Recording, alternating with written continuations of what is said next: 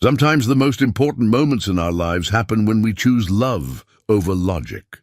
In the frontier town of Millbrook, that moment came when Judge Crawford decided to auction off 12 orphan children to the highest bidders. The wealthy men lined up like they were choosing livestock. The banker picked the prettiest girl. The merchant wanted the strongest boy. One by one, the children disappeared into new homes, until only little Sarah remained, small, frail, with hollow eyes that had seen too much sorrow. Thomas Kane, the mountain man everyone feared and few understood, stepped forward from the shadows. While others had chosen children who could work their fields or grace their parlors, Kane pointed to the girl nobody wanted. The crowd whispered and shook their heads. They thought he'd made a terrible mistake, but what they didn't know was why a man who'd lost everything would risk his heart on a child the world had already forgotten. Before we jump back in, and tell us where you're tuning in from, and if this story touches you. Make sure you're subscribed because tomorrow I've saved something extra special for you. Thomas Kane had built his cabin in the high country for one reason: to be alone with his ghosts. The structure stood like a fortress against the Montana wilderness, its thick log walls and reinforced shutters bearing testament to a man who understood the value of defensible positions. 20 years of military service had taught him to prepare for the worst. And the worst had already found him once before, the morning after the auction, as he guided his horse up the winding mountain trail with Sarah perched silently behind him. Kane wondered what demon had possessed him to point at that fragile child. Her arms circled his waist with desperate strength, as if she expected him to change his mind and deposit her back in town, like unwanted freight. "Almost home," he said quietly, the words feeling strange in his mouth. Home. He'd stopped thinking of the cabin as anything more than shelter years ago. Sarah didn't respond. She hadn't spoken a single word since Judge Crawford had declared her placed and handed over the crude bill of sale. Kane had seen that hollow stare before, in the eyes of soldiers who'd witnessed too much, children caught in crossfire, survivors pulled from burning villages. The girl was somewhere far away, locked behind walls that might never come down. The cabin appeared through the pine trees like something from a fairy tale. Smoke curling from the stone chimney, windows glowing amber in the afternoon light. Kane had always kept it immaculate, military precise, every tool in its place, every corner swept clean. It was a refuge for one man's ordered solitude, not a home for a frightened child. He dismounted and reached up to help Sarah down, but she'd already slipped from the saddle, clutching a bundle of rags to her chest. As she stepped closer, Kane realized it wasn't just rags. It was a doll, sewn from scraps of fabric, with button eyes and yarn hair that had seen better decades. The thing looked like it had been through a war. "She's pretty," Kane said, nodding toward the doll. Sarah's grip tightened protectively, her first real reaction since leaving town. Her eyes darted between Kane and the cabin door, calculating distances, escape routes, planning. Smart girl. Kane opened the cabin door and stepped aside. "Go ahead. Take a look around." Sarah hesitated at the threshold, as if crossing might trap her forever. Finally, she took one tentative step inside, then another. Kane followed, seeing his home through her eyes. The massive stone fireplace, hand-hewn furniture built to last generations, shelves lined with books he'd collected from a dozen countries. It was comfortable but austere, lacking any softness that might welcome a child. The girl moved like a shadow, examining everything without touching. She paused before a wooden trunk beneath the far window, her head tilted, as if listening to voices Kane couldn't hear. Inside that trunk lay folded uniforms, medals he'd never worn after leaving the service, letters from men who were probably dead now. Ghosts, all of them. "Are you hungry?" Kane asked. Sarah turned those hollow eyes toward him and nodded slightly. Progress. He moved to the kitchen area, conscious of her gaze tracking his every movement. From the cold box he retrieved bread, butter, and honey. Simple fare, but it was what he had. As he prepared the meal, he found himself talking, filling the silence that seemed to press against the cabin walls. "I built this place myself," he said, slicing bread with practiced efficiency. "Took most of a summer. Had to pack every board and nail up that mountain trail on horseback. He glanced over his shoulder. Sarah stood exactly where he'd left her, motionless. Previous owner was a trapper named McGillicuddy. Died of pneumonia one winter. Town folks said the place was cursed, which made it cheap. He spread honey on the bread, the golden sweetness reminding him of better times. McGillicuddy's ghost never bothered me much. Figure we both like the quiet. Sarah's stomach growled audibly, betraying her careful composure. Kane pretended not to notice as he set the plate on his small dining table and pulled out a chair. "Come eat," he said gently. "We'll figure out the rest as we go." She approached the table like a deer approaching a salt lick, ready to bolt at the first sign of danger. When she finally sat, she kept the doll in her lap, one arm wrapped around it while she ate with her free hand. The bread disappeared quickly, and Kane cut another slice without comment. As evening approached, Kane realized he faced a problem he hadn't considered: sleeping arrangements. His cabin contained one room, one bed, and furniture sized for a man who'd grown accustomed to solitude. Sarah solved the dilemma herself by curling up in the corner beside the fireplace, using her bundle of spare clothes as a pillow. "There's a bed," Kane offered. She shook her head, clutching the doll tighter. Kane understood. Corners were defensible. Corners meant you couldn't be surrounded. He fetched his warmest blanket and laid it over her slight form, careful not to make contact. Sarah watched him through half-closed eyes, still alert, still ready. "Sleep well," he said, settling into his chair by the fire. "You're safe here." Whether she believed him or not remained to be seen, but Kane intended to prove it true. He'd chosen her for reasons he didn't fully understand yet, but he was a man who honored his commitments. Whatever had driven him to point at that unwanted child, he would see it through. As the fire burned low and Sarah's breathing finally evened into sleep, Kane reflected on the strange turn his life had taken. For years, he'd convinced himself that solitude was preferable to the pain of caring. Safer to love no one than to risk losing someone again. But looking at the small figure curled beside his fireplace, he wondered if perhaps isolation wasn't protection. It was just another kind of prison. Outside, the mountain wind whistled through the pines, carrying the scent of snow and the promise of winter. Inside, for the first time in years, Thomas Kane's cabin sheltered more than one heart. Whether that was wisdom or folly remained to be written in the days ahead. The doll watched from Sarah's arms with button eyes that held their own secrets, as if it too understood that some journeys begin with choices that make no sense to anyone but the heart that makes them. Tomorrow would bring its own challenges. Tonight it was enough that a frightened child slept safely by his fire, and that Thomas Kane had remembered what it felt like to be responsible for someone other than himself. The feeling was terrifying. The feeling was right. 3 weeks passed before Sarah spoke her first word to Thomas Kane, and when she did, it changed everything. Kane had established routines that seemed to comfort the girl. Breakfast at sunrise, chores in the morning, quiet time by the fire in the afternoon. She followed him like a shadow, watching as he split wood, mended harness, and prepared for the coming winter. Her doll never left her arms, a constant companion that seemed to give her strength. On this particular morning, Kane was teaching her to identify animal tracks in the soft earth near the creek, when Sarah suddenly stopped walking. She knelt beside a depression in the mud, her small finger tracing the outline of a boot print. "Papa," she whispered. Kane's heart clenched. The word hung in the cool mountain air like a prayer, but as he looked more closely at what had caught her attention, his blood ran cold. The boot print was fresh, made sometime during the night, and it didn't belong to him. "Sarah," he said quietly, "we need to go back to the cabin. Right now." Something in his tone must have communicated the urgency, because she stood immediately, clutching her doll.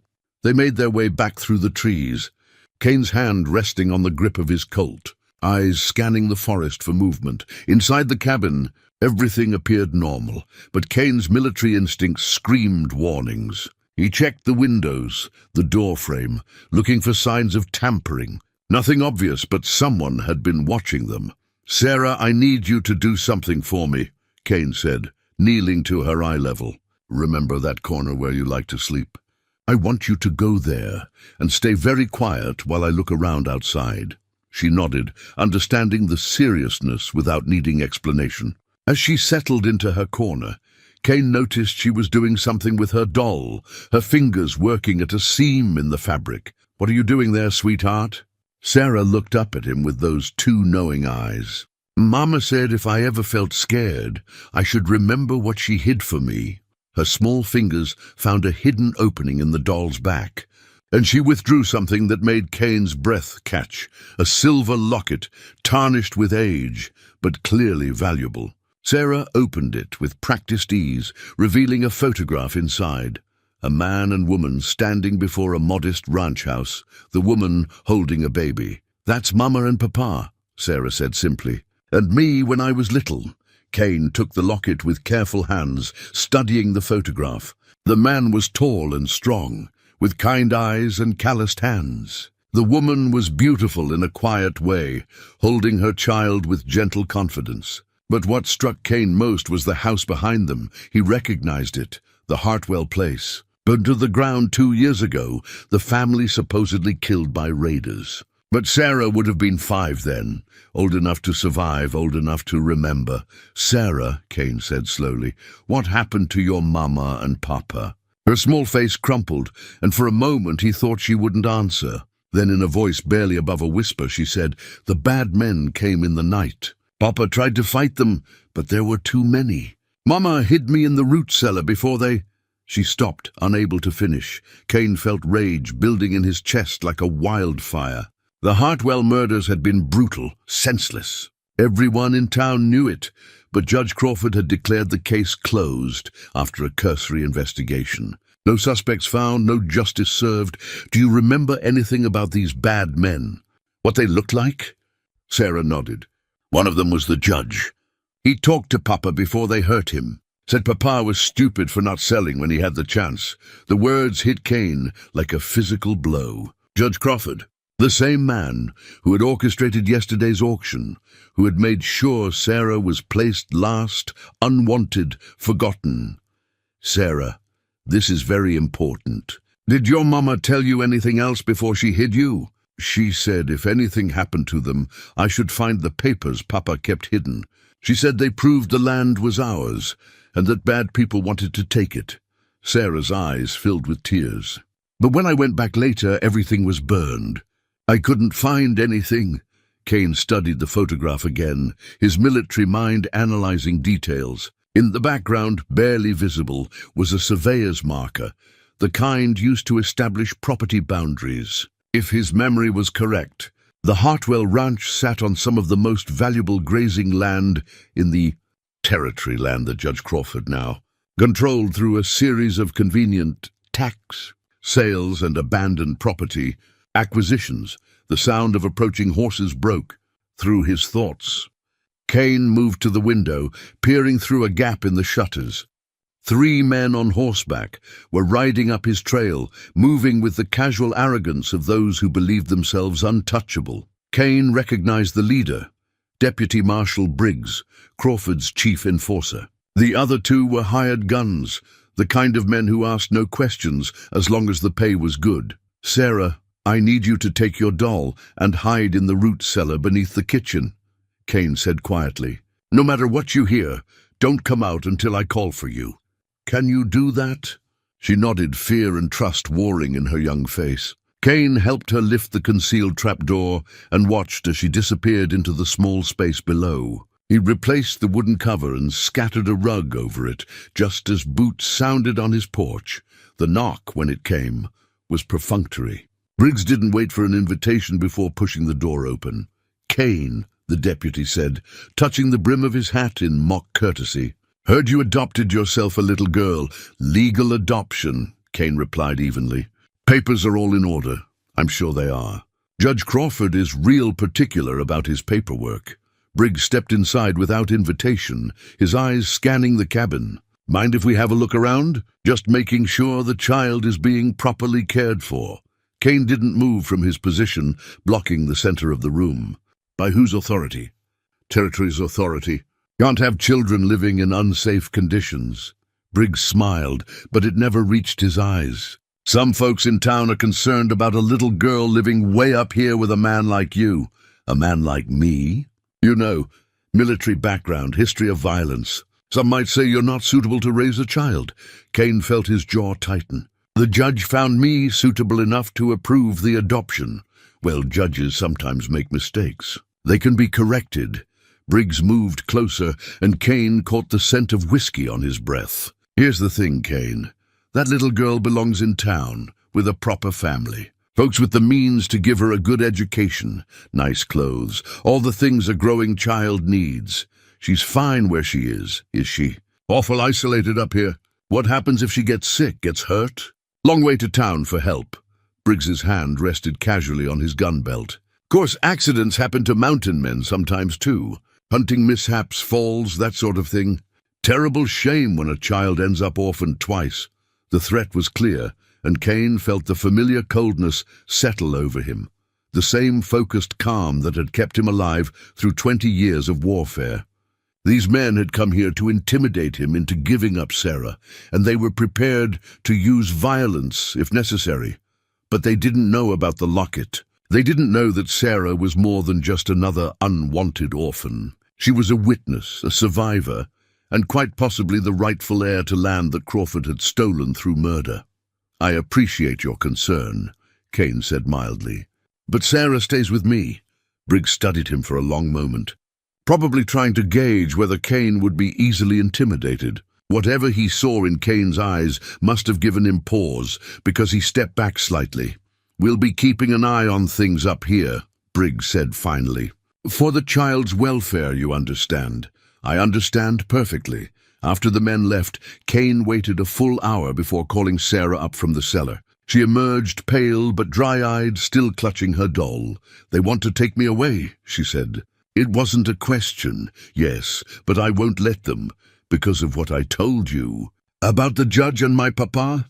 Kane knelt before her, choosing his words carefully. Sarah, your parents were murdered for their land. The same man who killed them put you up for adoption, hoping you'd disappear forever. But you didn't disappear, and that makes you dangerous to him. Sarah absorbed this with the eerie composure of a child who had already seen too much evil. What do we do? Kane felt a surge of fierce protectiveness. This brave little girl had survived horrors that would break grown men, and now she was looking to him for protection. He wouldn't fail her the way the system had. We fight back, he said simply. But first we need help, and we need to find proof of what really happened to your parents.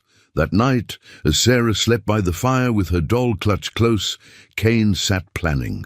The locket was important, but it wasn't enough. He needed evidence, witnesses, something that would expose Crawford's crimes to the territorial authorities.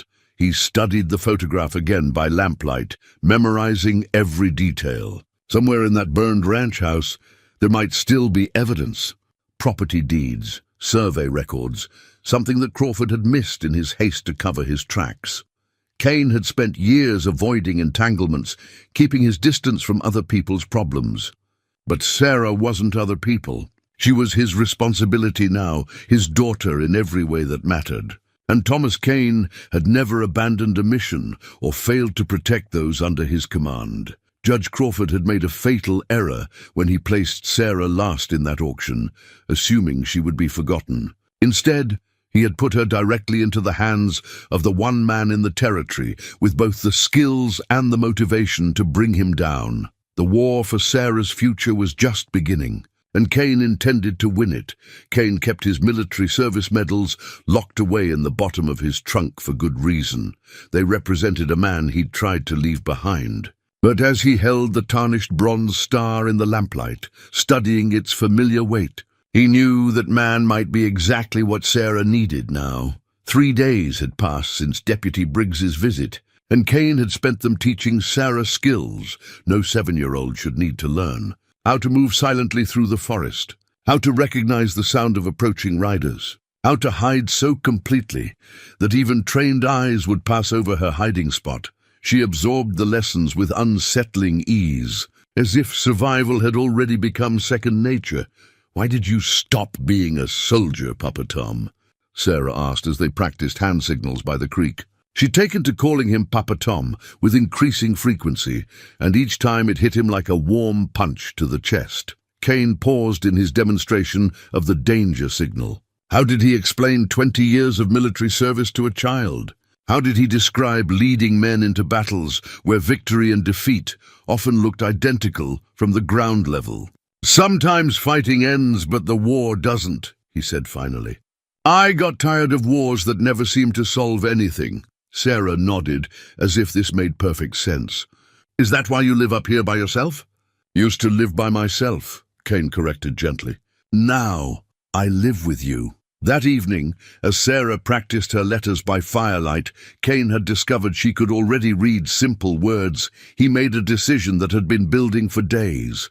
The Bronze Star went into his coat pocket along with his old service revolver and the spare ammunition he'd hoped never to need again.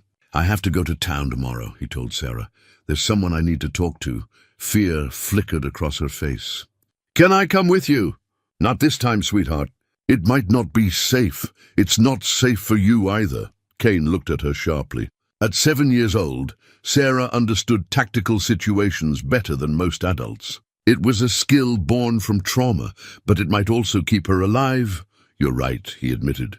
"That's why we need to be smart about this." Dr. Martinez lived in a small house behind his medical practice, and he was one of the few men in Millbrook whom Kane trusted completely. They'd served together in the cavalry, though Martinez had chosen healing over fighting when their enlistments ended. Kane found him reading by lamplight, medical journals spread across his kitchen table.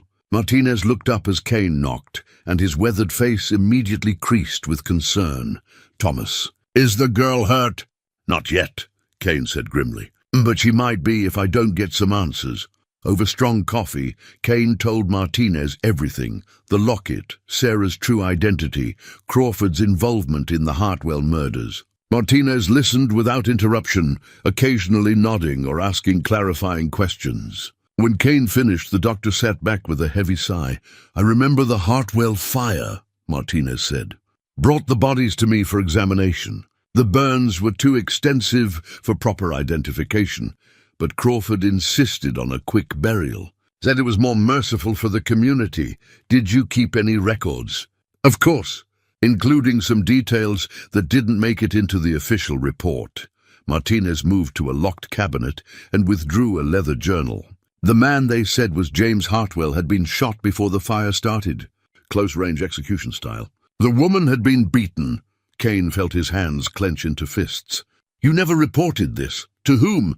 Crawford was the only legal authority, and he made it clear that asking too many questions would be unhealthy for my practice. Martinez met Kane's eyes. "I'm not proud of my silence, Thomas, but I had patients depending on me. I'm not judging you, Doc. I'm asking for your help now." Martinez nodded slowly. "What do you need?" "Information. Crawford's been acquiring properties all over the territory. Tax sales, abandoned claims, suspicious deaths. Someone has to have noticed the pattern. Elena Vasquez might be able to help. She's the new school teacher, came here from Santa Fe about 6 months ago. She's been asking questions about local families, trying to understand the community history for her students." Kane made a mental note. "A school teacher might be exactly what Sarah needed, both for education and as an ally. There's something else," Martinez continued. 3 days ago, Crawford had me examine 2 men who'd been injured in what he called a hunting accident, but their wounds were defensive cuts. The kind you get fighting someone with a knife. Anyone I'd know. The Kowalski brothers. They've been doing odd jobs for Crawford, if you know what I mean." Kane knew exactly what he meant. The Kowalski brothers were the kind of men who specialized in making problems disappear. "Doc, if anything happens to me, I need you to take Sarah to the territorial marshal in Helena. Tell him everything I've told you tonight." Martinez gripped Kane's shoulder. "Nothing's going to happen to you, Thomas. We won't let it."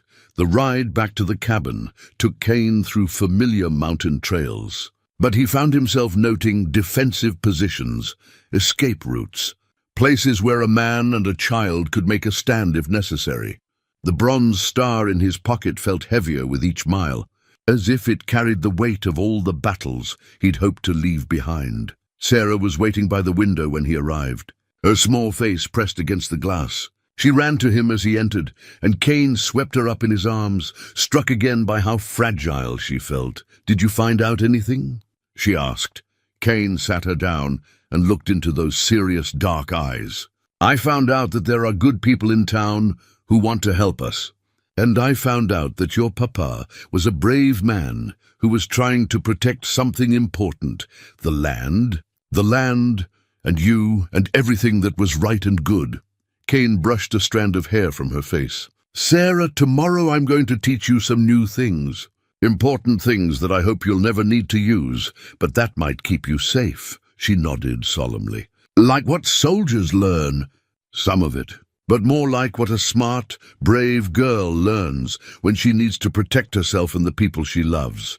The next morning, Kane began Sarah's education in earnest. He taught her to recognize the sound of different types of horses approaching, cavalry mounts versus working horses versus the kind of flashy animals that men like Crawford preferred. He showed her how to use the terrain around the cabin for concealment and how to signal him if she spotted danger while he was working. Most importantly, he taught her that being small wasn't always a disadvantage. "Big men expect big threats," he explained, as they practiced moving silently through the forest. "They look for other men with guns, not for little girls who know how to disappear." Sarah absorbed every lesson with frightening intensity. Sometimes Kane caught her staring into the distance with an expression far too mature for her years, and he wondered if he was protecting her childhood or destroying what little remained of it. But when she laughed at his clumsy attempts to braid her hair, or when she curled up against his side during their evening reading, he remembered that underneath the survival skills and trauma, she was still a 7-year-old girl who deserved love and safety.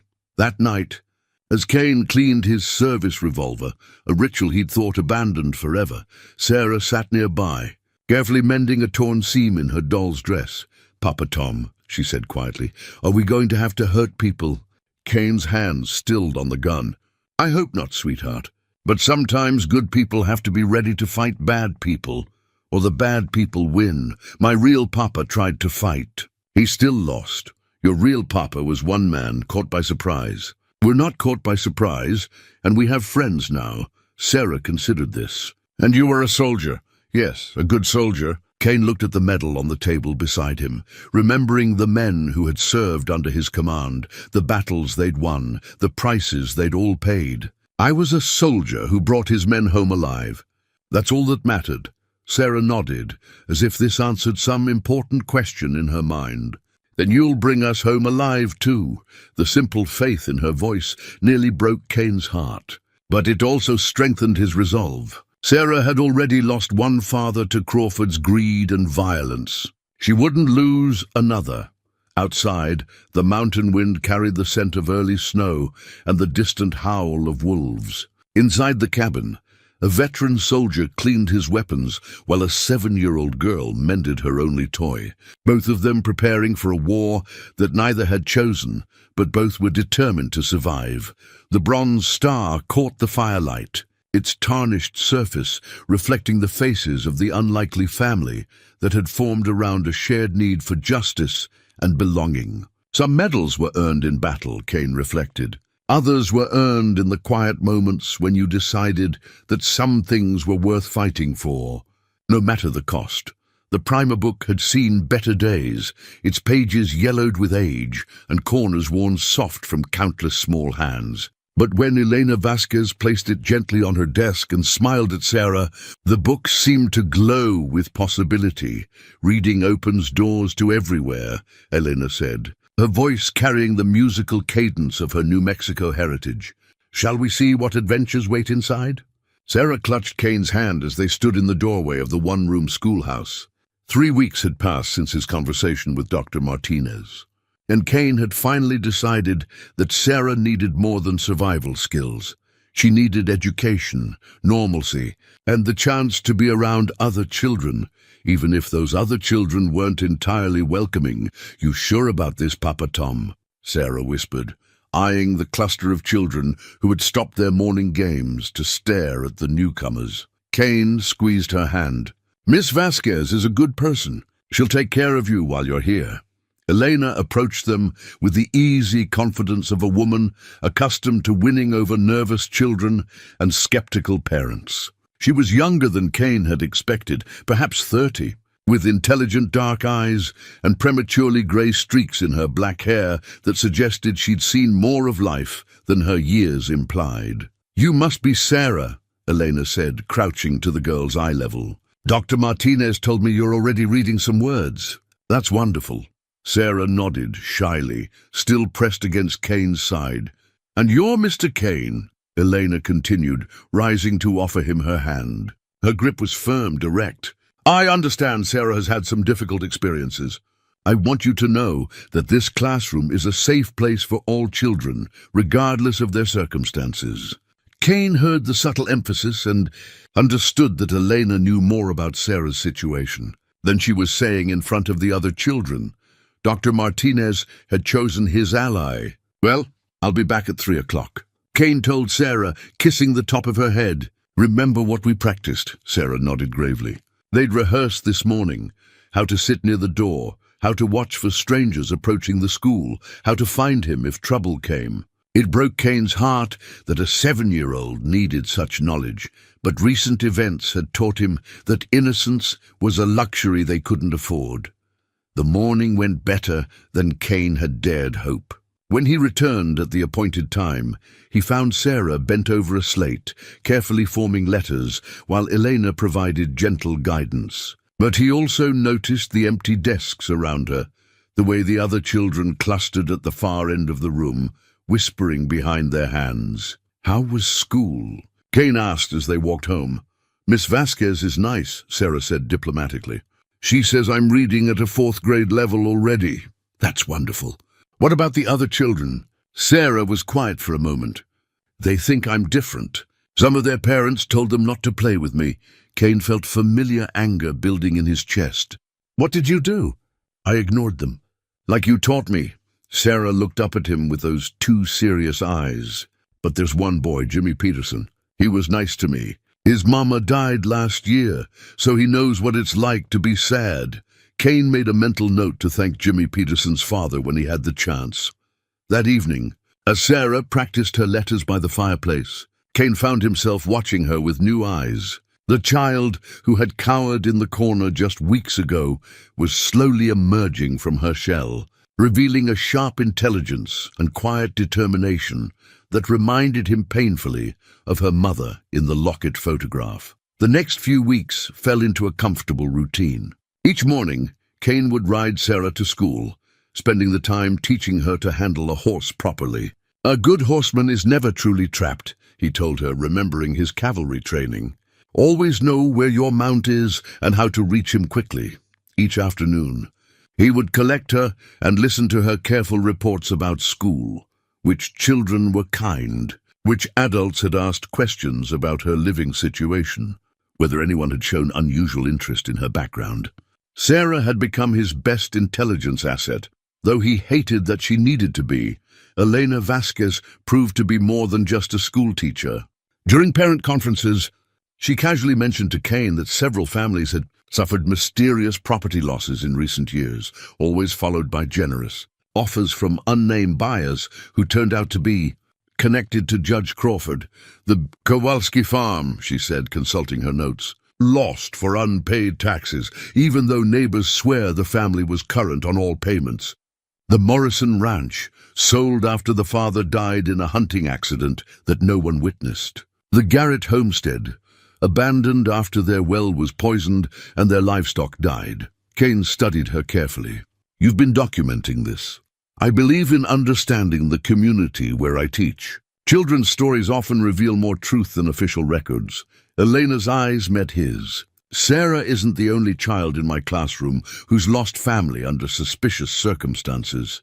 That night, Kane sat down with pen and paper, creating his own documentation. Names, dates, properties, circumstances.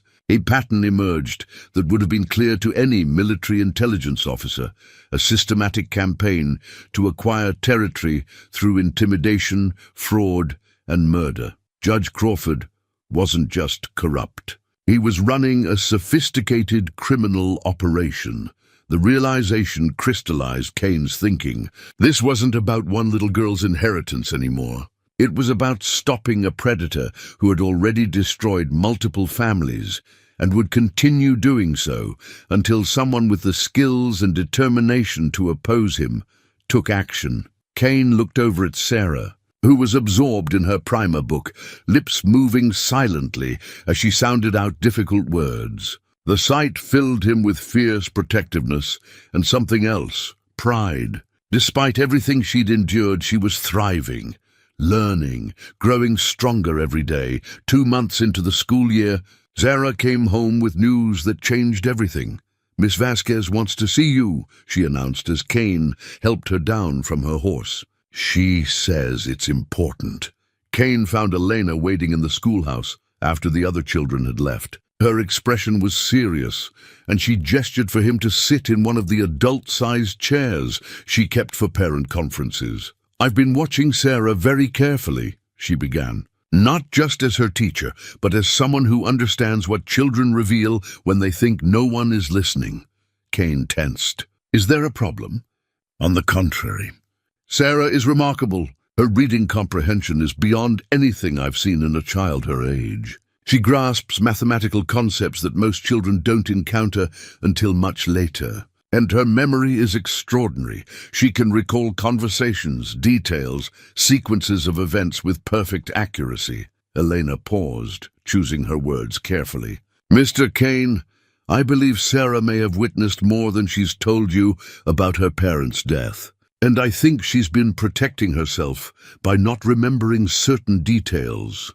"What kind of details?" "Yesterday she drew a picture during art time.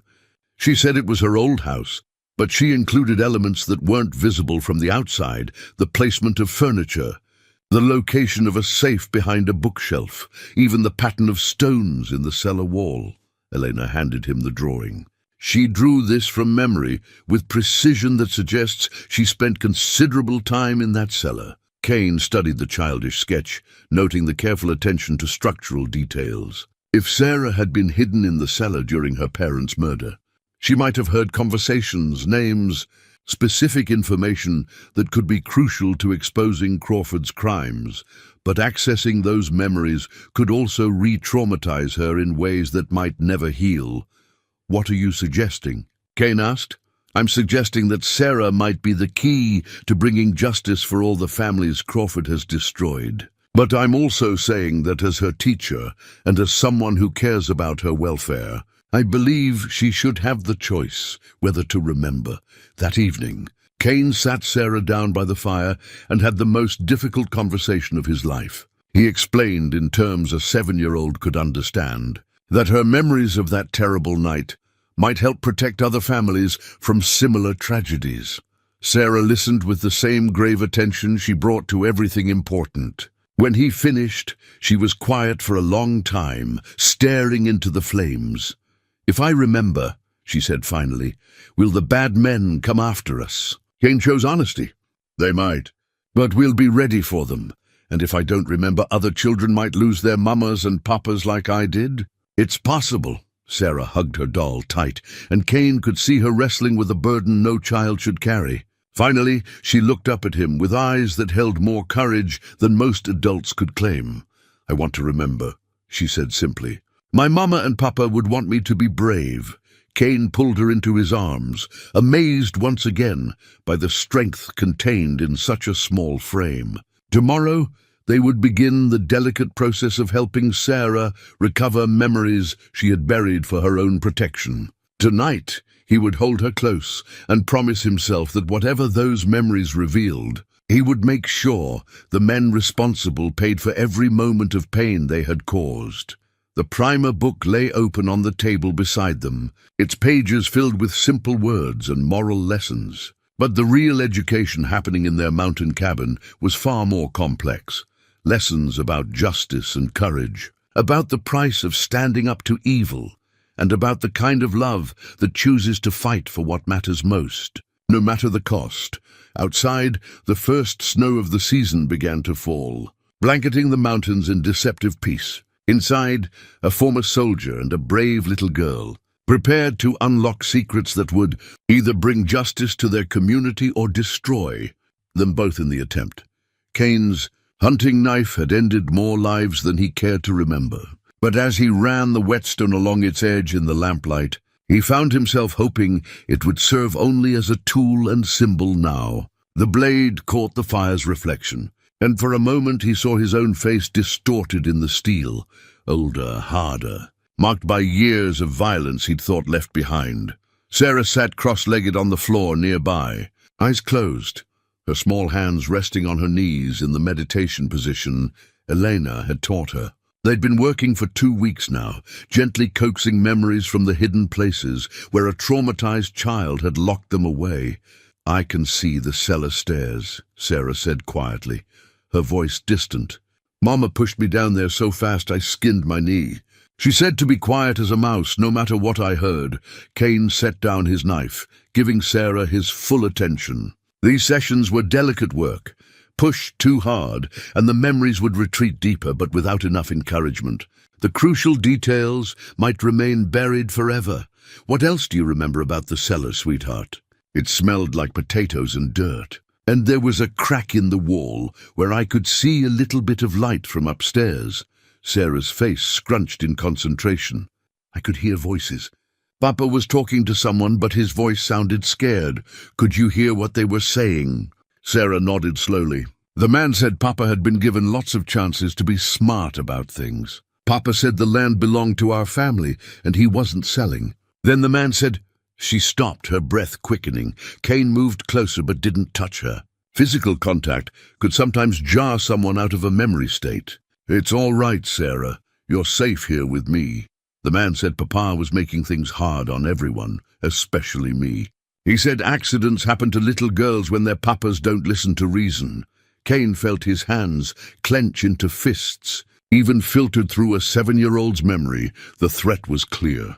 Crawford or his men had used Sarah as leverage against her father, and when that failed, they'd carried out their promise. "Did you recognize the voice, Sarah?" "It was the judge. I heard him talking at church sometimes. He has a voice like when you pour molasses, all thick and sweet but wrong somehow."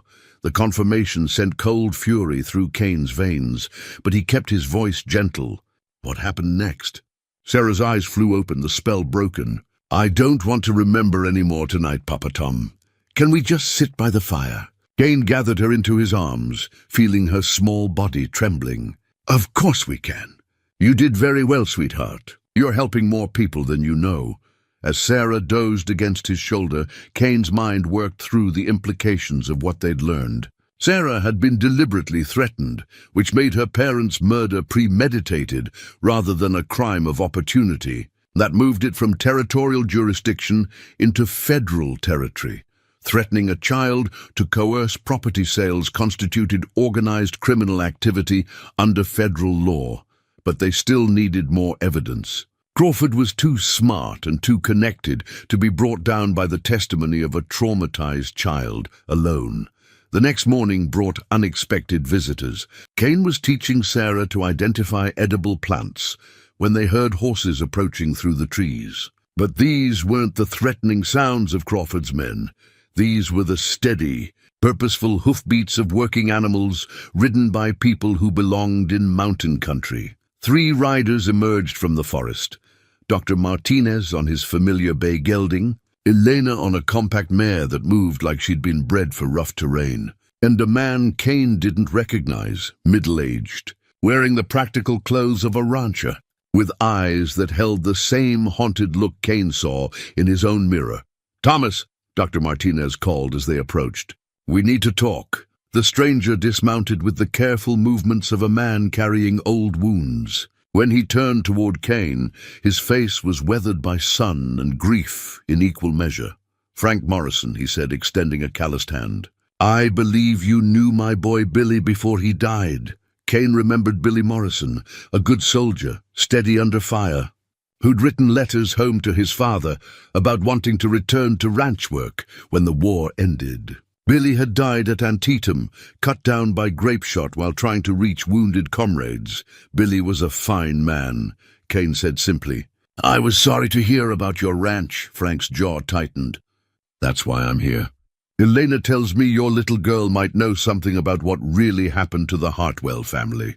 Well, I know something too, something that might help. They gathered around Kane's kitchen table while Sarah played quietly in the corner, apparently absorbed in her doll, but actually listening to every word, a skill Kane had reluctantly taught her for her own protection. After Billy died, I threw myself into ranch work, Frank began. Figured hard labor might numb the pain, but keeping a spread running alone is near impossible, especially when you start having problems. What kind of problems? Elena asked. The kind that happen right before Judge Crawford offers to help you out of your difficulties. Frank's voice carried bitter experience. First, my prize bull died. Vet said it looked like poison, but he couldn't prove it. Then my main water source got contaminated. Whole herd got sick. Lost half my cattle before I figured out someone had dumped something upstream. Kane leaned forward. You have proof of this? Better than proof. I have a witness. Frank glanced toward Sarah, lowering his voice. My neighbor's boy, Tommy Kowalski, saw men dumping barrels into Willow Creek in the middle of the night. Recognized his own uncles doing it. Kane felt the pieces clicking together. The Kowalski brothers work for Crawford. They do now. But Tommy's just 14, and he's scared to death of what his uncles might do if they find out he saw them. Elena spoke up. Frank lost his ranch 6 months ago. Crawford bought it at a tax sale for a fraction of its value. But here's the interesting part, Frank continued. 2 weeks after the sale went through, I got a visit from a man representing some mining company back east. Turns out my land sits on a major copper vein. They offered me 50 times what Crawford paid for it. Kane whistled low. Crawford's not just stealing land for grazing or farming. He's surveying for mineral rights. Has to be, Dr. Martinez agreed. That would explain why he's so particular about which properties he targets. He's probably got geological surveys done ahead of time. Sarah looked up from her doll. Like Papa's land. The adults fell silent, remembering that young ears were listening. Maybe like your Papa's land, Kane said gently. Is that all right to talk about? Sarah nodded seriously. Papa found rocks once that were real pretty, green and blue colors. He said maybe someday they'd be worth something, but not to tell anyone, because it might make bad people want to take our land. Kane and Frank exchanged glances. Copper ore often showed green and blue coloration, especially if it contained malachite or azurite. James Hartwell might have discovered what he was sitting on, which would explain Crawford's particular interest in eliminating the family. Frank, Kane said, would young Tommy be willing to talk to a federal marshal if we could guarantee his safety? Maybe. His parents are good people, just scared of the Kowalski brothers. If they thought it would help stop this from happening to other families. Elena had been quiet through most of the conversation, but now she spoke with quiet determination. There's something else you should know. I've been corresponding with teachers in other towns throughout the territory. The pattern extends far beyond Millbrook. She produced a leather portfolio filled with carefully organized notes and letters. Bozeman, Helena Beauty. Wherever there's been a discovery of mineral wealth, there've been mysterious property transfers, unexplained deaths, and families forced off their land through legal manipulation. Elena's teacher's training showed in her methodical documentation.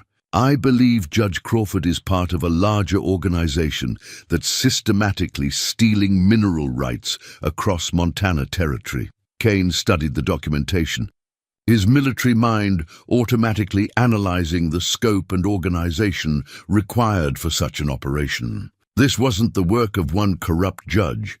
It was a carefully coordinated conspiracy that likely reached all the way to the territorial capital. If you're right, he said slowly, then Sarah isn't just a witness to a single crime. She's evidence of a pattern that could bring down an entire criminal network, which makes her incredibly valuable, Dr. Martinez added grimly, and incredibly dangerous to keep alive.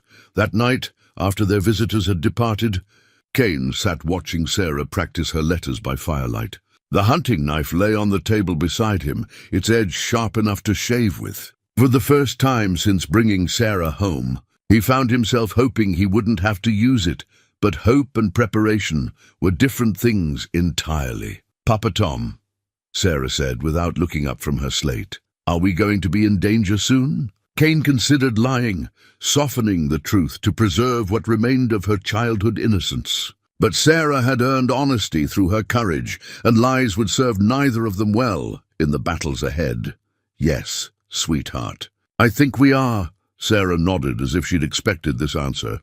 "Then we better get ready." She returned to her letters with renewed concentration. And Kane realized she was practicing more than just spelling. She was preparing for a future where literacy might mean the difference between justice and injustice, between survival and defeat. Outside, winter wind howled through the mountain peaks, carrying the promise of storms to come. Inside their cabin, a former soldier and a brave little girl continued their quiet preparation for a war that would determine not just their own fate, but the future of everyone who had ever stood against corruption and lost. The hunting knife waited on the table, ready to serve whatever purpose the coming days might demand. Elena's cross necklace caught the firelight as she bent over Sarah's arithmetic slate, her patient voice guiding the girl through multiplication tables. The silver pendant had belonged to her grandmother, a woman who had survived Apache raids, Mexican revolutions, and the slow starvation of 3 consecutive failed harvests. It had been blessed by priests in Santa Fe, and had never left Elena's throat since her 15th birthday. Now, watching Sarah work through problems with the same determined focus she brought to everything important, Elena found herself praying to that cross for wisdom and protection for the unlikely family that had formed around their kitchen table. 2 weeks had passed since Frank Morrison's visit, and their small group had grown into something approaching a proper resistance. Frank had convinced young Tommy Kowalski to speak with Kane carefully, privately, and with assurances that the boy's safety came before any legal considerations. The story Tommy told painted a picture of systematic corruption that reached deeper than any of them had imagined. "My uncle's been doing jobs for the judge since before I can remember," Tommy had whispered, his 14-year-old voice shaking with the weight of family betrayal. "They don't think I know what they do, but I hear things. I see things." Kane had listened with the patience of a man who understood that frightened witnesses needed time and gentle encouragement. Tommy revealed that the Kowalski brothers had been Crawford's primary enforcement team for years, poisoning water supplies, killing livestock, intimidating families, and when necessary, eliminating those who refused to cooperate. But the most damning revelation came when Tommy described overhearing his uncles discussing their biggest job, the elimination of the Hartwell family. They laughed about it, Tommy had said, tears streaming down his young face. Said the woman fought like a wildcat, but the man went down easy. Said they made sure it looked like raiders done it, but they was real careful to make sure the little girl didn't survive neither. Kane had felt his blood turn to ice. Sarah was supposed to have died in that cellar. The fact that she'd survived and made it to the orphanage was either remarkable luck or divine intervention. But either way, it meant Crawford's entire plan had been built on the assumption that there were no witnesses to his crimes. Now, as Elena helped Sarah with her studies while Kane cleaned weapons by the fire, the full implications of their situation had become clear. Sarah wasn't just a witness. She was living proof that Crawford's operations could be exposed and destroyed, which meant that every day she remained alive was another day the judge's criminal empire remained vulnerable. "Miss Eleanor," Sarah said, looking up from her slate, "why do some people do bad things to other people?" Elena glanced at Kane, who nodded slightly. They'd agreed that Sarah deserved honest answers about the world she was navigating. Even if those answers were difficult to hear, sometimes people get so hungry for money or power that they forget about right and wrong, Elena said carefully. They start thinking that what they want is more important than other people's lives and happiness. Sarah considered this with the serious expression that had become her trademark. Is that why the judge wanted our land? Because he forgot about right and wrong? I think the judge never learned about right and wrong to begin with, Kane said from his position by the fire. Some people are born with something missing inside them, the part that feels sorry when they hurt others. Like a sickness. Like a sickness, Elena agreed, but one that can't be cured with medicine. That night, after Sarah had fallen asleep by the fire, Elena and Kane sat together in the comfortable quiet they'd learned to share. Their relationship had deepened naturally over the weeks of shared danger and mutual concern for Sarah's welfare. Elena's faith provided an anchor for Kane's military pragmatism, while his protective instincts gave her courage she hadn't known she possessed. Thomas, Elena said quietly, her fingers tracing the cross at her throat, I need to tell you something. I've been corresponding with my cousin in Santa Fe. He's a federal marshal. He's agreed to come here and investigate, but it could be several weeks before he arrives. Kane looked at her sharply. You contacted federal authorities without telling me? I was protecting you. If Crawford has spies monitoring telegraph communications, it was safer for the message to come from someone he doesn't see as a threat. Kane felt a surge of admiration for Elena's strategic thinking. She was right. A school teacher's correspondence with family would attract far less attention than communications from a known adversary like himself. What did you tell him? Everything. The pattern of property seizures, the suspicious deaths, the mineral rights connection. I also sent copies of all the documentation we've gathered. Elena met his eyes. Thomas, I think we need to consider that Sarah might not be safe here much longer. Before Kane could respond, a sound outside made them both freeze, the soft nicker of a horse, muffled as if someone was trying to keep the animal quiet. Kane was on his feet instantly, service revolver in hand. He moved to the window, peering through a gap in the shutters. In the pale moonlight, he could make out shapes moving through the trees, at least 4 men, approaching the cabin with the careful stealth of those who meant harm. Eleanor, he whispered urgently. Awake Sarah and get her to the root cellar, now. Elena moved with quiet efficiency, gently rousing Sarah and guiding her toward the kitchen trapdoor. Sarah came awake instantly, her survival instincts sharp as ever. Bad men, she whispered. Yes, sweetheart. Into the cellar, just like we practiced. As Elena and Sarah disappeared below, Kane took up position by the front window. His cabin had been built with defense in mind. Thick log walls, reinforced door, limited approaches. If Crawford's men wanted a fight, they'd get one.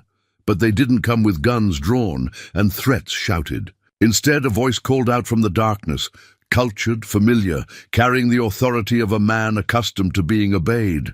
Mr. Kane, Judge Crawford here. I'd like to have a word with you. Kane considered his options. Crawford had brought men with him, which suggested he wasn't entirely confident in his legal authority. But he was also announcing himself rather than attacking, which meant he still hoped to resolve this situation without violence. Come ahead, Judge, Kane called back. But leave your men where they are. Crawford emerged from the tree line alone, hands visible and empty. In the moonlight, he looked every inch the respectable frontier judge, well-dressed, dignified, carrying himself with the confidence of a man who had never been successfully opposed.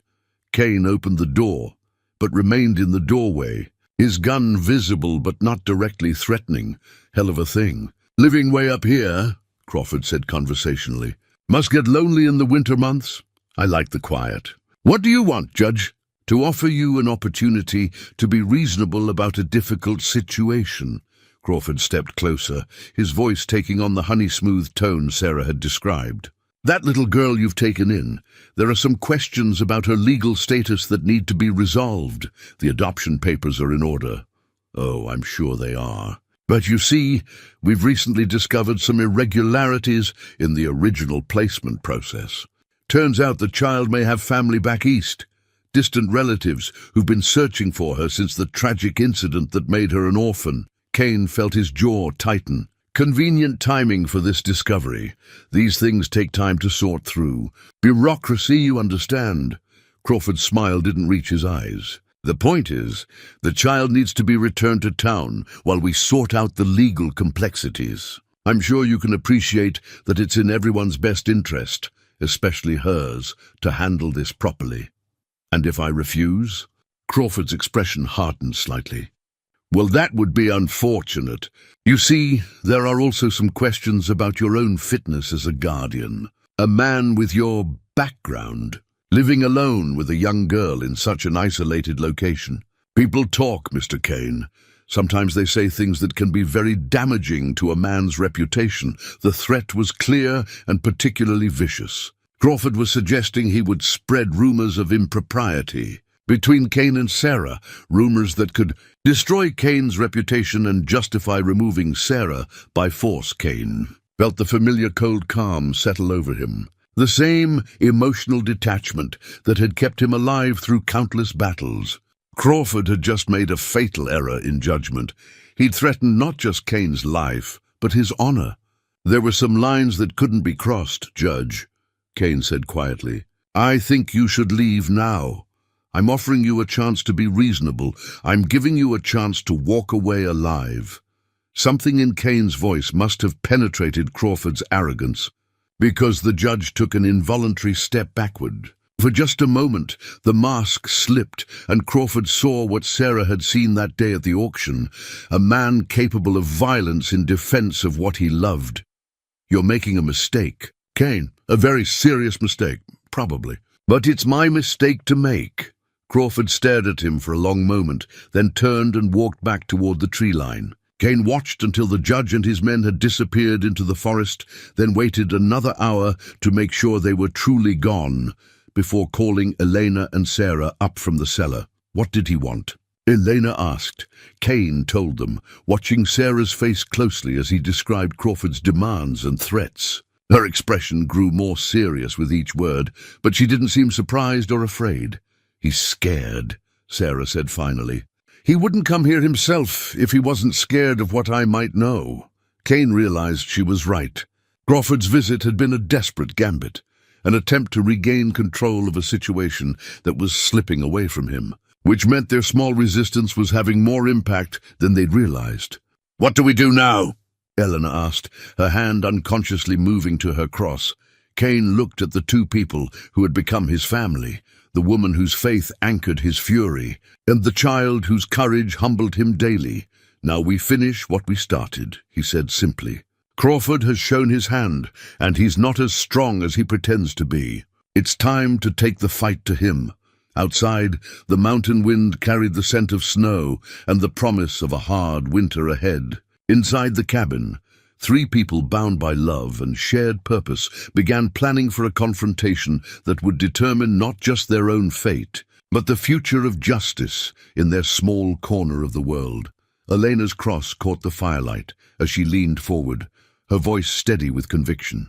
Then God help us all, she said quietly, because we're going to need all the divine assistance we can get. The forged documents lay scattered across Kane's kitchen table like evidence of a crime more terrible than any he'd imagined. Crawford's papers, the ones Sarah had somehow managed to steal during the judge's midnight visit to their cabin, revealed a conspiracy that reached far beyond simple land grabbing. They also revealed a family betrayal so profound that Kane felt physically sick reading them. Details I don't understand, Sarah said quietly, standing beside Kane's chair as he studied the documents by lamplight. This paper says Mama's name was Crawford, but her name was Hartwell. Eleanor sat across from them, her teacher's training evident in how she'd organized the papers into logical categories. Legal documents, correspondence, financial records, all bearing the official seal of Judge Harlan Crawford's court. Sarah, Eleanor said gently, sometimes people change their names when they get married. Your mama's name was Crawford before she married your papa.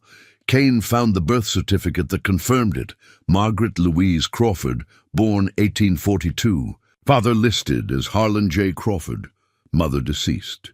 Sarah's grandmother had died in childbirth, leaving Margaret to be raised by a man whose capacity for love had apparently died with his wife. So the judge is... Sarah's voice trailed off as the implications hit her. Your grandfather, Kane finished grimly.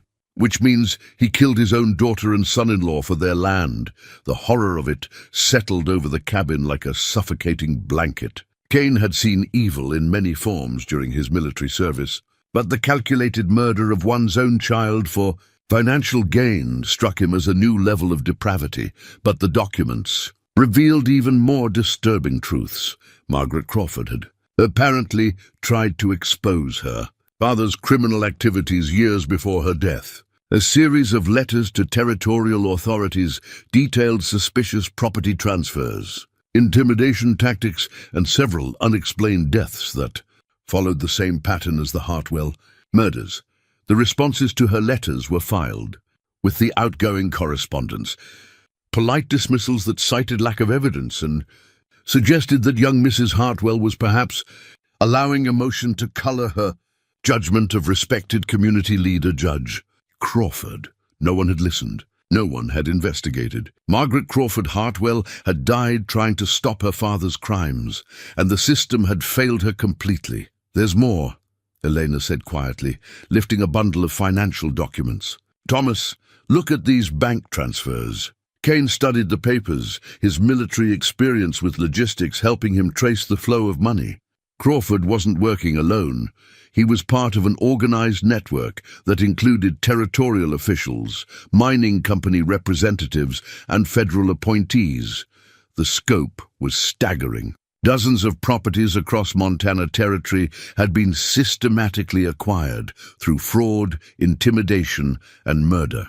The mineral wealth extracted from those lands was being funneled to investors in Chicago, Denver, and San Francisco through a complex web of shell companies and fictitious partnerships. Crawford was just one regional coordinator in what appeared to be a territorial-wide conspiracy to steal mineral rights from legitimate property owners. Sarah, Kane said slowly, how did you get these papers? Sarah looked uncomfortable, as if she knew she'd done something wrong, but wasn't entirely sorry for it. When the bad man came to talk to you, I snuck outside through the back window. I saw him put some papers on his saddle while he talked to you. I thought they might be important. Kane stared at her. You went outside? While those men were here? I stayed in the shadows like you taught me, and I was real quiet. Kane felt a mixture of pride and terror. Sarah had shown remarkable initiative and courage, but she'd also taken an incredible risk. If Crawford's men had spotted her, don't ever do anything like that again without telling me first, Kane said firmly. I know you were trying to help, but it's too dangerous. Sarah nodded solemnly. I'm sorry, Papa Tom, but I'm glad I got the papers. Now we know the truth.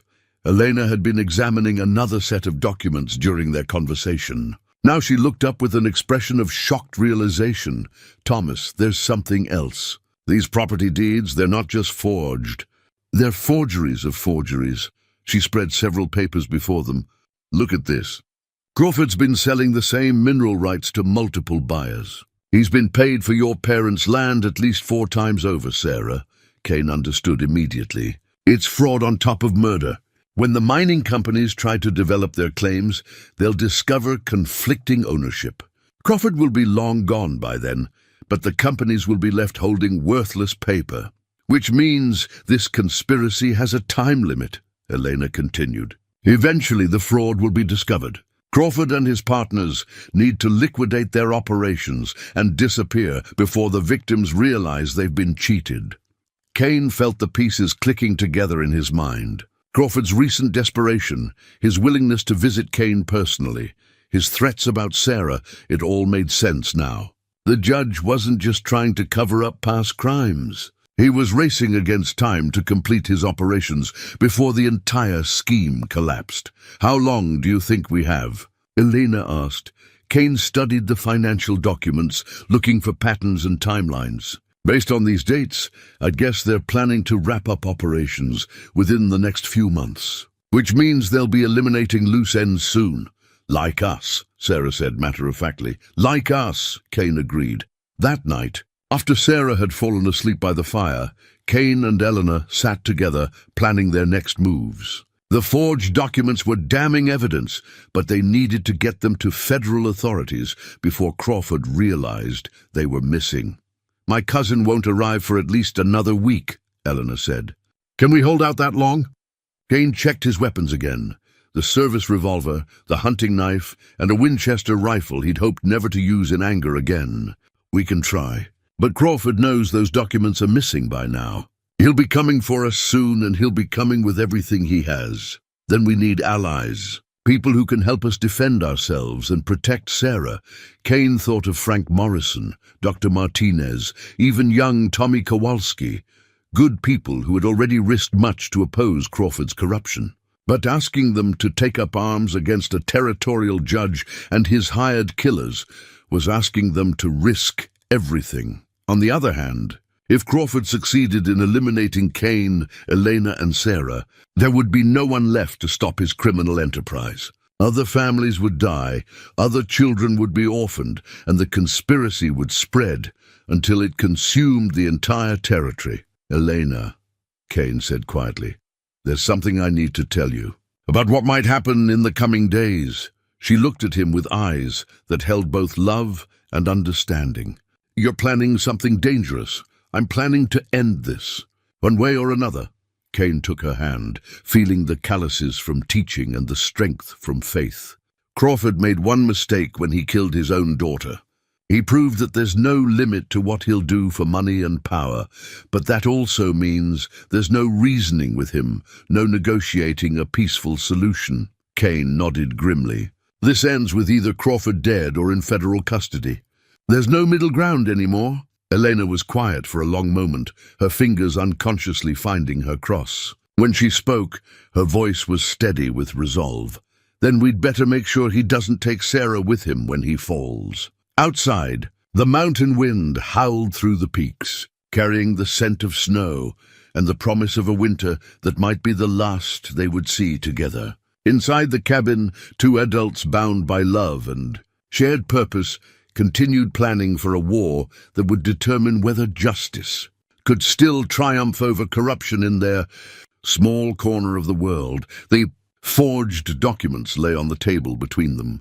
Silent testimony to crimes that demanded justice and a conspiracy that threatened the foundations of legitimate government. Tomorrow would bring new challenges, new dangers, and quite possibly the final confrontation between a man who had chosen love over safety and a system that had chosen profit over human lives. Kane studied Sarah's sleeping face in the firelight, noting the peaceful expression that had become more common in recent weeks. Despite everything, the trauma, the danger, the terrible revelations about her family, she was growing stronger, more confident, more sure of her place in their unlikely family. Crawford had intended for Sarah to disappear, to become just another forgotten victim of his greed. Instead, she had become the key to his destruction. There was a kind of poetic justice in that, Kane thought. The child he had tried to erase would be the one to expose his crimes to the world, if they lived long enough to see justice done. Kane's strategic map covered every inch of his kitchen table, hand-drawn lines marking elevation changes, tree cover, creek beds, and approach routes around his mountain cabin. 20 years of military service had taught him that battles were won through preparation, and the coming fight would require every tactical advantage he could create. Sarah sat cross-legged on the floor nearby, gleaning Kane's service revolver with the methodical precision he'd taught her. At 7 years old, she could field strip, clean and reassemble the weapon faster than most cavalry recruits. The sight should have horrified him, but Kane had learned to accept that Sarah's survival might depend on skills no child should need. "Papa Tom," Sarah said without looking up from her work. How many men do you think he'll bring?"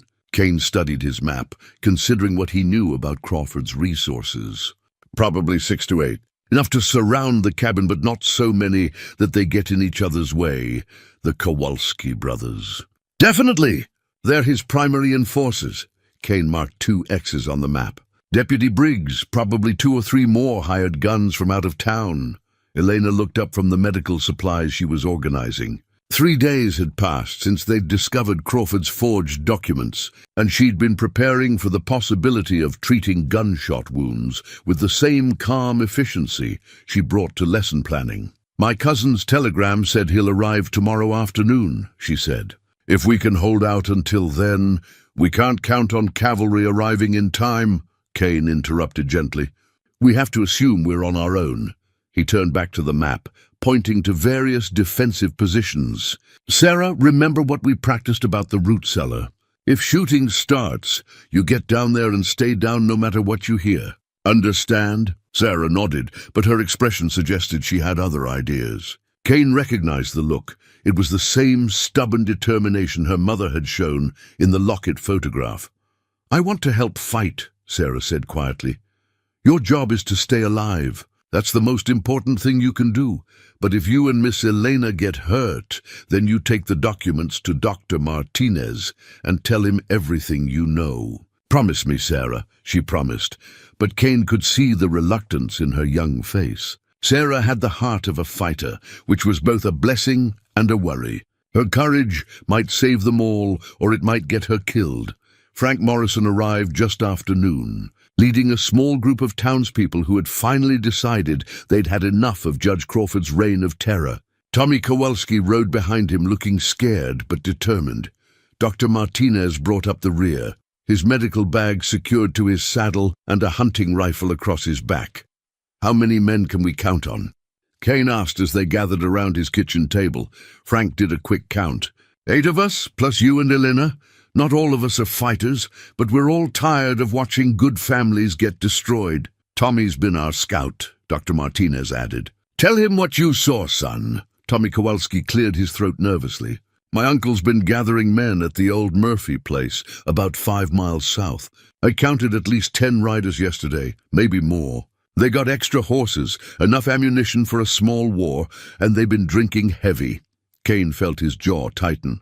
Drunk gunmen were unpredictable, dangerous in ways that sober professionals weren't. When do you think they'll move? Elena asked. Tonight, Kane said with grim certainty.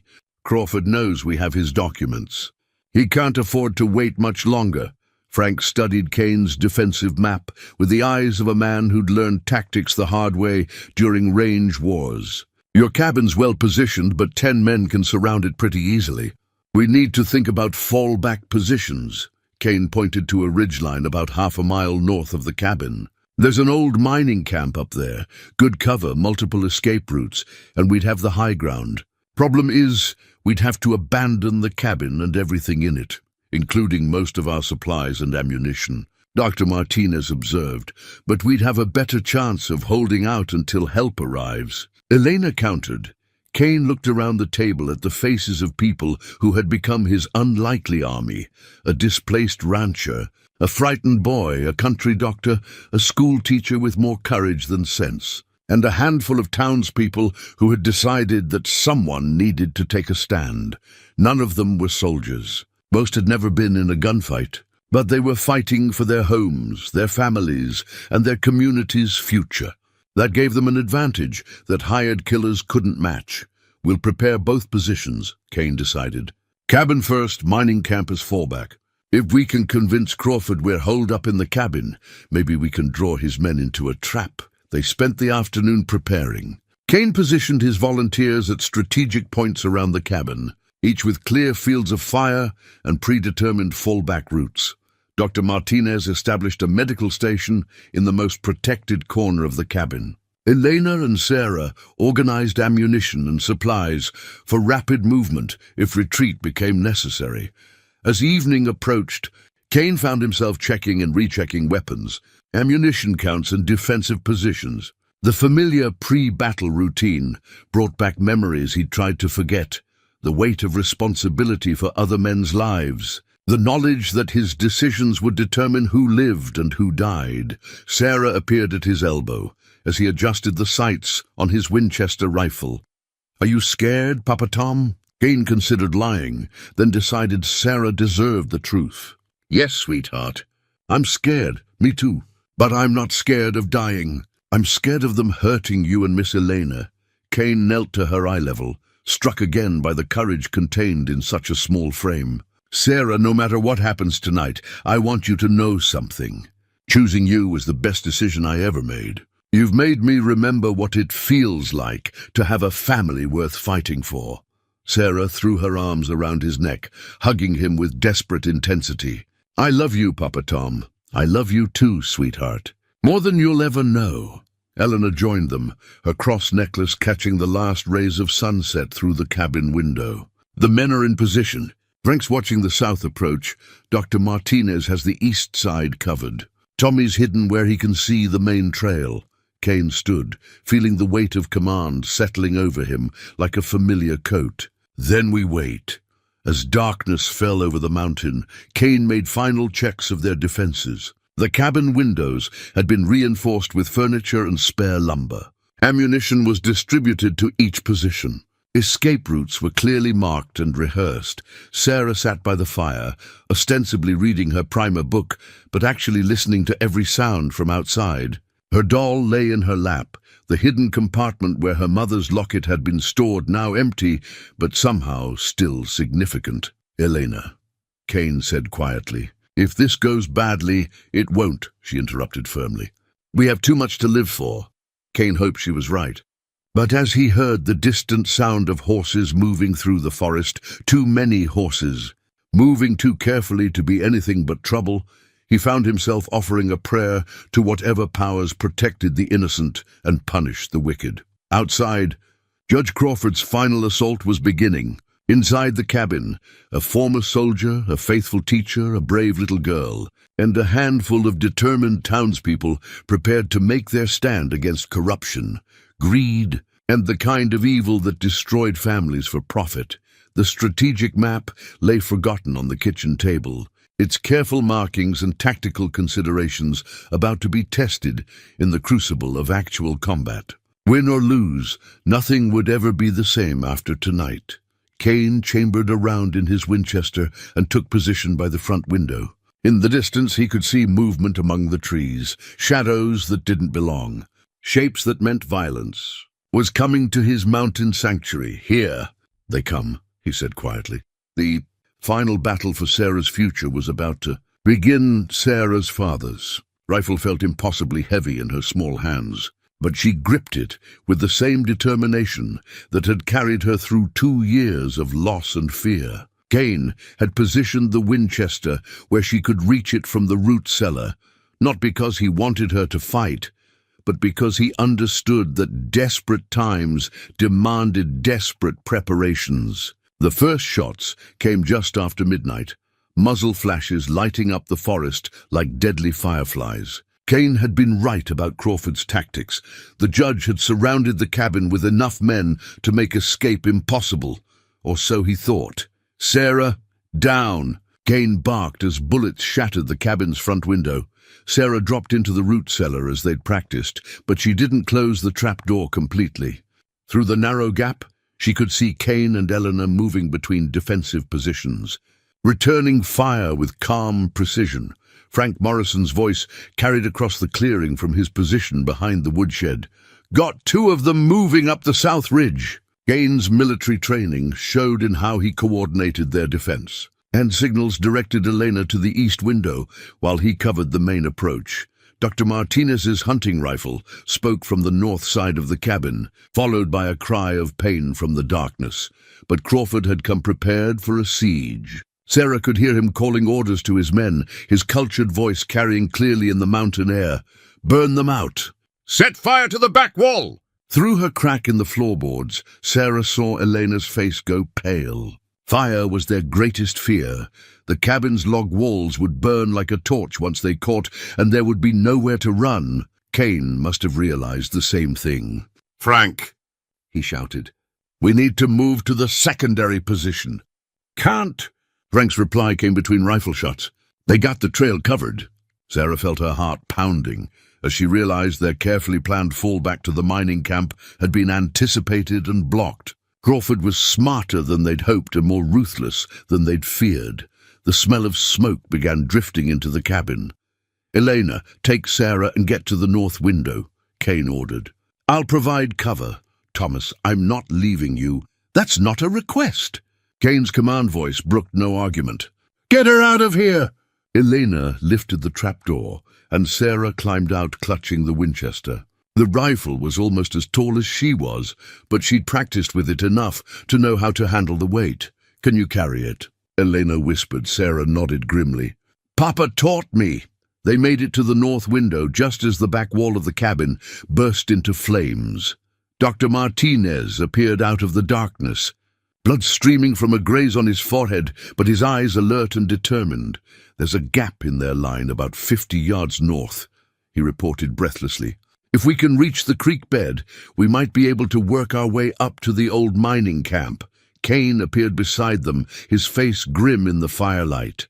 "What about Frank and the others?" "Frank's pinned down behind the woodshed. Tommy's somewhere in the trees. Haven't seen him since the shooting started."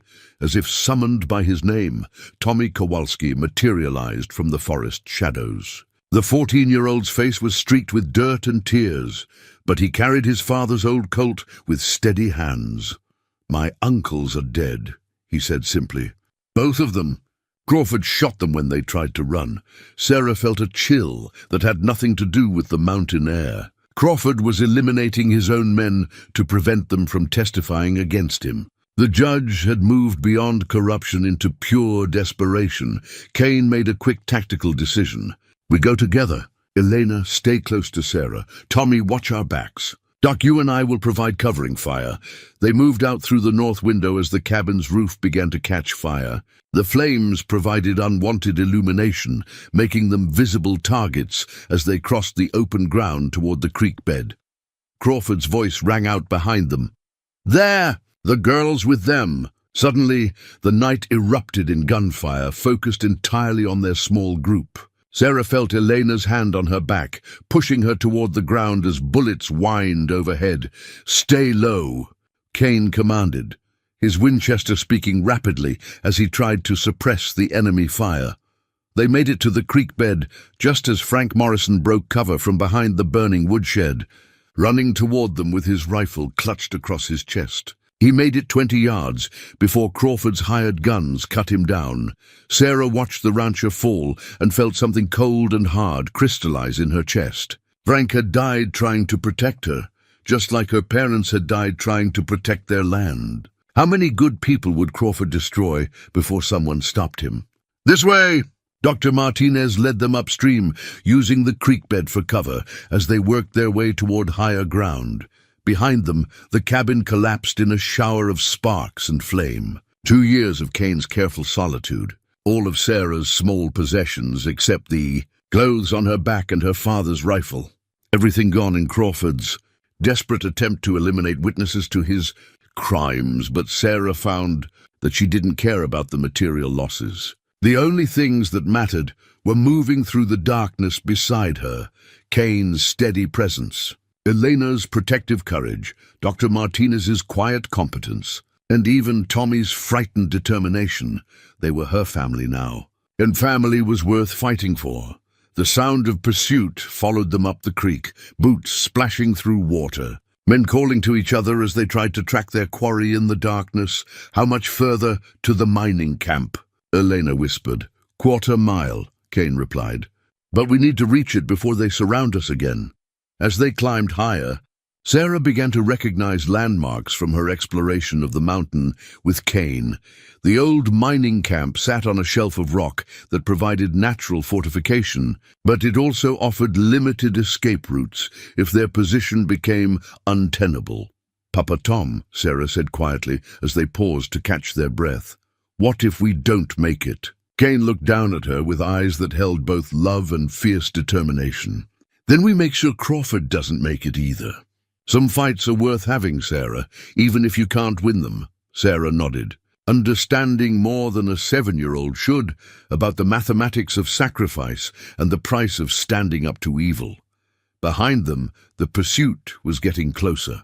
Ahead lay the mining camp and whatever final stand they could make, against a corrupt judge who had already demonstrated he would kill anyone who threatened his criminal empire. Sarah hefted her father's rifle and followed. Kane up the mountain trail. She was James Hartwell's daughter and Margaret Crawford's legacy. She was Thomas Kane's adopted child and Elena Vasquez's student. Most importantly, she was a witness to crimes that demanded justice. and she would not go quietly into whatever darkness Crawford had planned for her. The mountain wind carried the scent of smoke and gunpowder as 5 survivors climbed toward their final refuge, pursued by men who served corruption and greed. Above them, stars wheeled in patterns that had witnessed countless human struggles between good and evil. Tonight, that ancient battle would be fought once again on a Montana mountainside, with the fate of one small girl standing for the future of justice itself. The original land deed lay folded in Sarah's coat pocket, its edges worn soft from handling, but its legal language still clear and binding. As dawn broke over the mining camp, casting long shadows across the abandoned workings, Sarah pulled out the document that would either save them all or die with them on this mountain. Kane had positioned their small group among the old mining structures, stone, foundations, and timber supports that provided cover while offering good fields of fire down the slope.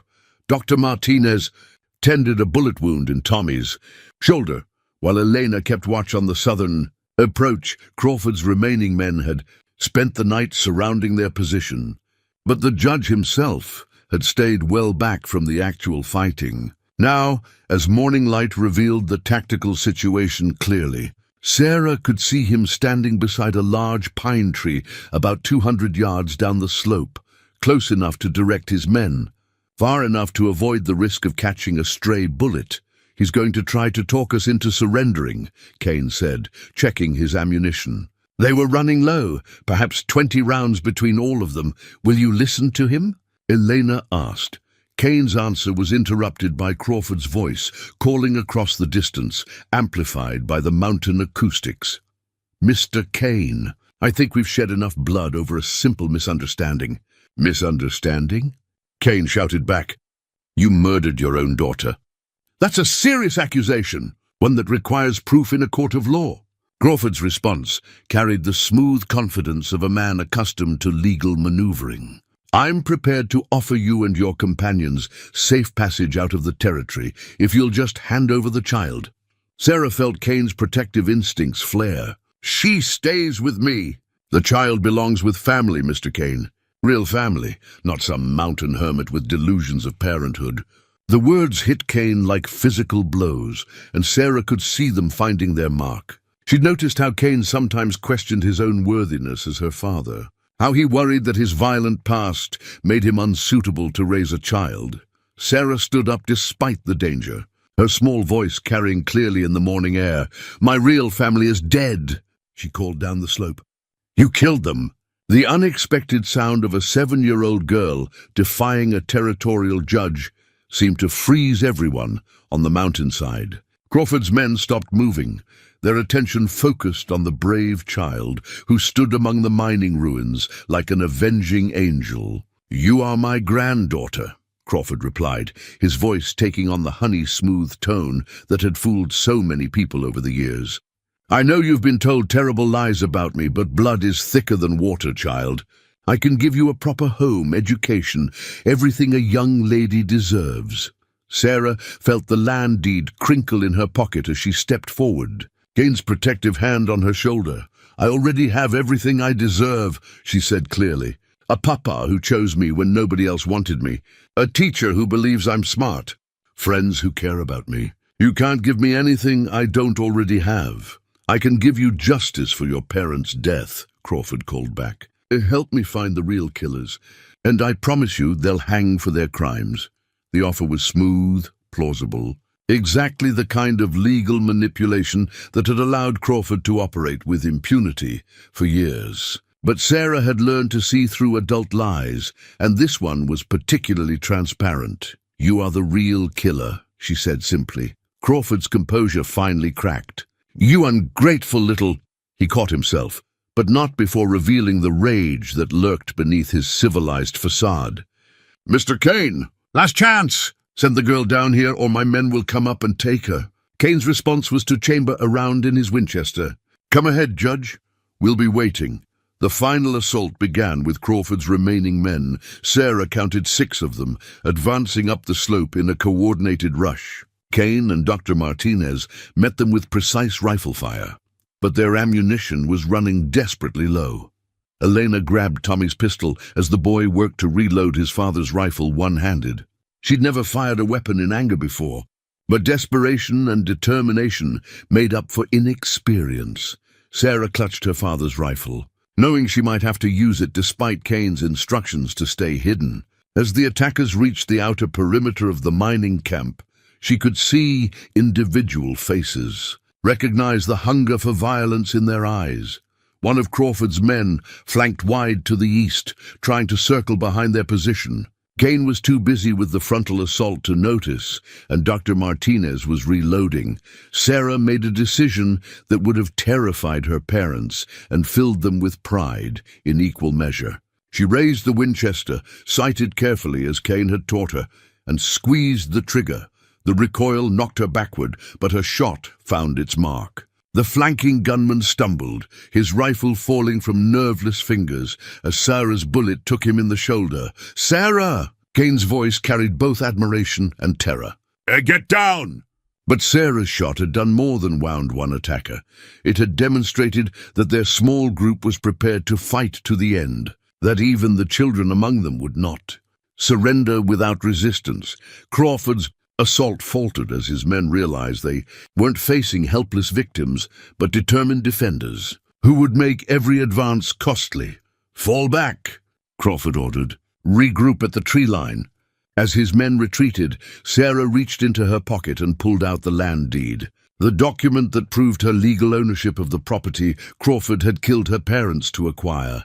"Judge Crawford," she called down the slope, "I have something that belongs to you." She held up the deed, letting the morning sunlight illuminate the official seals and legal language that made her one of the wealthiest landowners in Montana Territory. "This says the land is mine. The mineral rights, the water rights, everything. You killed Mom and Papa for nothing." The impact on Crawford was immediate and devastating. His carefully constructed criminal enterprise had been built on the assumption that Sarah was dead and her inheritance legally void. The existence of the original deed meant that every sale, every transfer, every development deal was fraudulent and could be challenged in federal court. "That document is a forgery," Crawford shouted, but his voice carried the desperation of a man whose world was collapsing. "Then come up here and prove it," Sarah replied with devastating 7-year-old logic. "If it's fake, you shouldn't be scared of it." Elena appeared beside Sarah, her teacher's instincts recognizing a teachable moment, even in the middle of a gun battle. "Sarah's right, Judge Crawford," Elena called down the slope.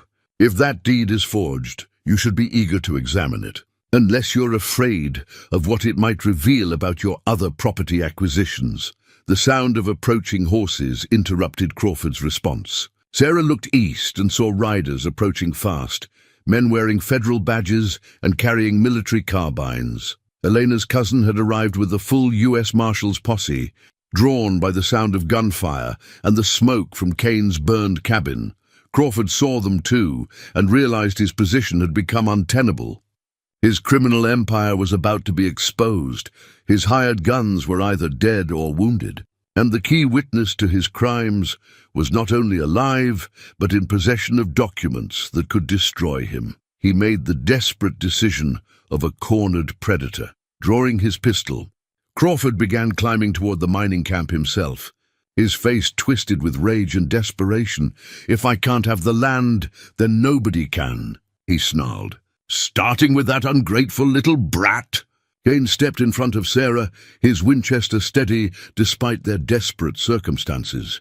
"You'll have to go through me." "Judge," Crawford raised his pistol with the shaking hands of a man who had finally run out of legal tricks and political connections. "Then I will." The two men faced each other across the mining camp, the corrupt judge who had destroyed families for profit and the former soldier who had chosen love over safety. Between them stood all the questions about justice, family, and the price of doing what's right when the system fails. Sarah clutched the land deed that represented her parents' dreams and her own future, watching the final confrontation between the man who had killed her family and the man who had saved her. Life. The morning sun climbed higher over the Montana, peaks as federal marshals rode hard toward the mining camp, racing to prevent one last tragedy in a story that had already seen too much bloodshed. But sometimes justice requires a final reckoning between good and evil, and that moment had finally arrived on a mountainside where a brave little girl held the proof of crimes that demanded punishment. The family photograph sat in a place of honor on Elena's mantelpiece, showing three people who had chosen each other despite having no blood relation. Cain stood behind the seated figures, his weathered hands resting protectively on the shoulders of his wife and daughter. Elena wore her best dress and the silver cross that had carried them through their darkest hours. Sarah, now 9 years old, smiled with the confidence of a child who knew she was loved and protected. 2 years had passed since the confrontation at the mining camp. 2 years since Judge Crawford had raised his pistol toward Cain and found himself facing the business end of a federal marshal's carbine instead. The corrupt judge had surrendered rather than face certain death. But his confession had revealed a conspiracy that reached all the way to the territorial capital. 17 families had recovered stolen property. 4 federal appointees had been arrested. The mining company investors, who had unknowingly participated in Crawford's fraud, had established a fund to compensate victims' families. And Sarah Hartwell Cain, she'd kept both her birth name and her chosen name, had become one of the wealthiest young women in Montana Territory. More importantly, she'd become something Crawford had never imagined possible. Happy. "Are you ready for your big day?" Eleanor asked, adjusting the ribbon in Sarah's dark hair. "The territorial governor himself is coming to see you receive your commendation." Sarah made a face in the mirror. At 9, she was still small for her age, but her eyes held the wisdom of someone who had seen both the worst and best of human nature. "I wish they wouldn't make such a fuss," she said practically. "I just told the truth about what happened to Mama and Papa. That's what people are supposed to do." Cain appeared in the doorway, wearing the only suit he owned and looking distinctly uncomfortable. "Sometimes telling the truth takes more courage than most people have, sweetheart." The ceremony that afternoon drew people from across the territory. Federal Marshal Diego Vasquez, Elena's cousin, whose timely arrival had prevented the final tragedy, presented Sarah with an official commendation for her role in exposing territorial corruption. Dr. Martinez, now mayor of Millbrook, spoke about the importance of standing up to injustice. Even Tommy Kowalski, now 16 and apprenticed to the town's new honest sheriff, offered a few words about finding the courage to do what's right. But the most meaningful moment came when Frank Morrison's widow approached Sarah after the ceremony. "Frank would have been proud," Mrs. Morrison said simply, pressing a small object into Sarah's hand. "He always said some fights are worth having, even if you can't be sure you'll win." Sarah looked down at the gift, Frank's old cavalry button, polished bright and mounted on a simple silver chain. She fastened it around her neck, adding it to her mother's locket and the other small treasures that connected her to the people who had shaped her life. That evening, as the last visitors departed and the family settled into their comfortable routine, Cain found himself reflecting on the strange turns his life had taken. The mountain cabin was gone, replaced by a proper house in town where Sarah could attend school and Eleanor could teach. But the essentials remained the same. 3 people who had chosen to be family, despite having every reason to remain strangers. "Papa Tom," Sarah said, looking up from the book she was reading by the fireplace. "Do you ever miss living up in the mountains?" Cain considered the question seriously. He did sometimes miss the solitude, the simplicity of life, where the only complications were weather and wildlife. But then he looked at Elena grading papers at the kitchen table, at Sarah absorbed in her reading, at the evidence of family life scattered throughout their home, and he knew he wouldn't trade any of it. "I miss the quiet sometimes," he said honestly. "But I don't miss being alone." Sarah nodded as if this made perfect sense. "Miss Elena says being alone and being lonely are different things. Your Miss Elena is very wise. She's not just my Miss Elena anymore," Sarah pointed out with 9-year-old logic. "She's your Miss Elena too, and my mama. Cain felt the familiar warmth that came whenever Sarah casually referred to their chosen family structure. Elena had officially adopted Sarah after their marriage, making their legal bonds as strong as their emotional ones. Sarah was wealthy enough to choose any life she wanted, but she'd chosen to stay with the people who had risked everything to protect her. "Speaking of your mama," Cain said, "she has something she wants to discuss with both of us." Elena looked up from her papers with a smile that held secrets. "Actually, it's something we want to discuss with Sarah." Sarah marked her place in her book and gave them her full attention. At 9, she'd learned to recognize when adults were working up to important announcements. "We've been thinking," Eleanor began, "about ways to use your inheritance that would honor your birth parents' memory." Cain pulled out a folder of documents they'd been working on for months. "What would you think about starting a school? A place where children who've lost their families could get an education and learn skills to protect themselves." Sarah's eyes grew wide as she studied the plans. The proposed school would serve orphans and vulnerable children throughout the territory, providing not just education, but practical skills in self-defense, wilderness survival, and legal rights. It would be staffed by people who understood trauma and resilience. "We'd call it the Hartwell Academy," Eleanor added. "Your parents believed in education and justice." This would be a way to continue their work. Sarah was quiet for a long moment, considering the proposal with the seriousness she brought to all important decisions. Finally, she looked up with the smile that had become her trademark, part innocence, part hard-won wisdom. "I think Mama and Papa would like that," she said simply. "When can we start?" Cain felt his heart swell with pride. At 9 years old, Sarah had already learned the most important lesson of all, that the best way to honor those you've lost is to help those who still need protecting. "We start tomorrow," he said, pulling both his girls into a fierce hug. "We start building something that will last long after we're gone." Outside, snow was beginning to fall on the Montana landscape, blanketing the mountains where their story had begun. But inside their warm home, 3 people who had found each other against impossible odds were planning a future that would help countless other children find safety, education, and hope. The photograph on Elena's mantelpiece seemed to smile in the firelight, capturing a moment when love had triumphed over corruption, when choosing family over fear had led to justice for all. And in the years to come, the Hartwell Academy would stand as testament to a simple truth that Thomas Cain had learned from a 7-year-old girl with button-eyed doll. Sometimes the most important moments in our lives happen when we choose love over logic. When we point to the child nobody else wants and say, that one is mine." The story that began with an unwanted orphan and a reluctant mountain man had become a legacy that would protect and educate children for generations to come. Sarah's parents had died defending their family's land, but their daughter had used that same land to create something even more valuable, a place where other children could learn that being unwanted didn't mean being unloved, and that sometimes the most unlikely families are the strongest ones of all.